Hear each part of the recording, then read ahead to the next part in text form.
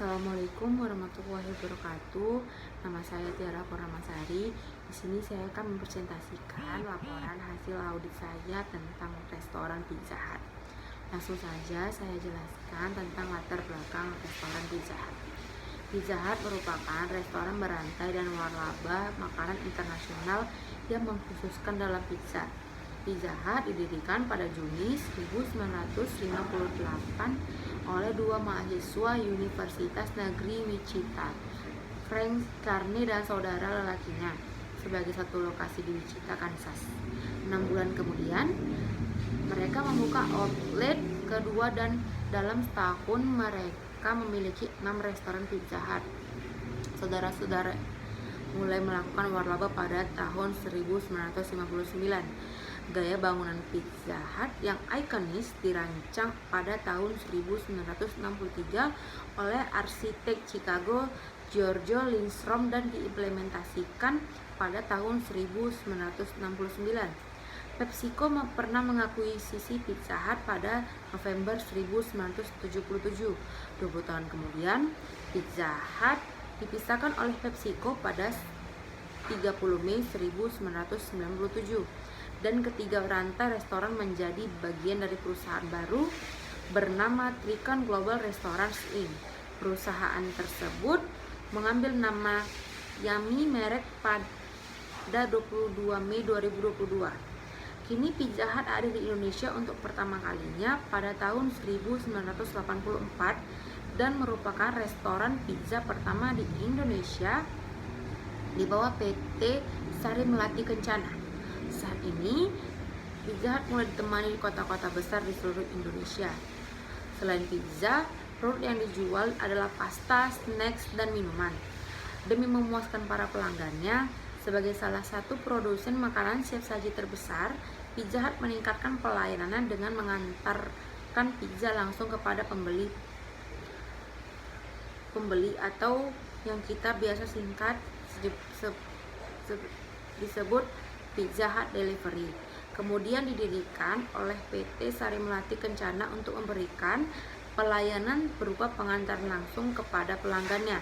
Produk yang ditawarkan PHD berupa pizza, pasta, makanan ringan, dan minuman yang dapat dibeli secara langsung di outlet dan dikirim ke rumah pelanggan atau delivery.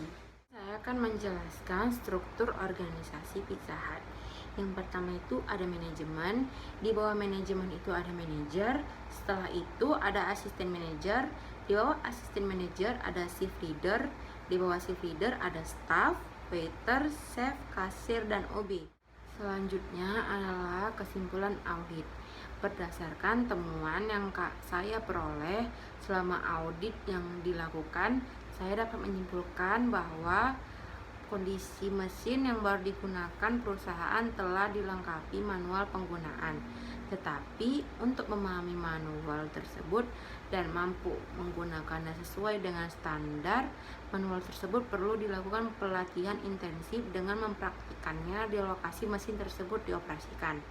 Selanjutnya, tidak adalah penilai keberhasilan pelatihan secara formal sehingga tidak ada dokumen atau catatan yang bisa dipertanggungjawabkan atas penilaian hasil pelatihan yang telah dilakukan.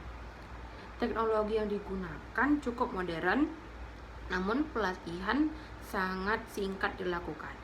Hanya sebagian peserta yang menjawab metode pelatihan sesuai dengan materi pelatihan yang diberikan. Kriterianya yaitu tujuan dan pelatihan pengembangan karyawan harus dirumuskan dengan jelas dan disosialisasikan ke seluruh manajer ini. Tujuan pelatihannya adalah untuk meningkatkan keterampilan karyawan, menurunkan pemborosan penggunaan sumber daya, menurunkan kecelakaan kerja karyawan, serta meningkatkan motivasi kerja dan kebanggaan karyawan terhadap pekerjaannya. Yang kedua, rencana pelatihan pengembangan karyawan harus disusun secara periodik bersama dengan penyusunan anggaran perusahaan. Yang ketiga, pelatihan dirumuskan berdasarkan hasil identifikasi terhadap kebutuhan pelatihan sebelum program ditetapkan. Identifikasi tersebut meliputi penentuan jenis, bentuk, dan keterampilan yang dibutuhkan karyawan sehingga mampu berkontribusi maksimal pada perusahaan, melakukan penilaian secara periodik untuk mengidentifikasi topik pelatihan yang tepat, melakukan penilaian terhadap pelatihan yang telah dilakukan untuk mendapatkan umpan balik bagi perbaikan pelatihan berikutnya. Itulah hasil penjelasan saya tentang hasil laporan audit pada restoran Pizza Hut. Lebih dan kurangnya saya mohon maaf. Assalamualaikum warahmatullahi wabarakatuh.